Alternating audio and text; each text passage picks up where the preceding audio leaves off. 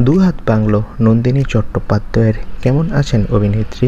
বিস্তারিত জানতে ভিডিওটি দেখুন আর আমাদের চ্যানেলে নতুন হলে সাবস্ক্রাইব করুন। অভিনেত্রী নন্দিনী চট্টোপাধ্যায় ছোট পর্দায় একজন জনপ্রিয় মুখ।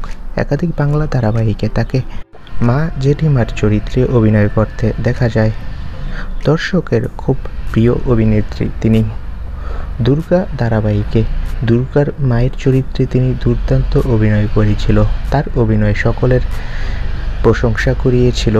তবে সম্প্রতি অভিনেত্রী পড়ে গিয়ে 2 হাত ভেঙে ফেলেছেন। অভিনেত্রী জানিয়েছেন, প্রথমে ভেবেছিলাম পায়ে চোট পেয়েছি আর হাতের চোট অতটা গুরুতর হবে না। তবে তার পা ঠিক আছে। দেখা গেল হাত দুটোই ভেঙে গিয়েছে। তড়িঘড়ি করে অপারেশন করে নিয়েছেন, কারণ তাড়াতাড়ি শুটিংয়ে ফিরতে হবে। তো বন্ধুরা, তোমরা সবাই অভিনেত্রী নন্দিনী চট্টোপাধ্যায়ের জন্য দোয়া করো, সে যাতে দ্রুত সুস্থ হয়ে অভিনয়ে ফিরতে পারে। আর আমাদের চ্যানেলটি সাবস্ক্রাইব করে রাখো। ধন্যবাদ।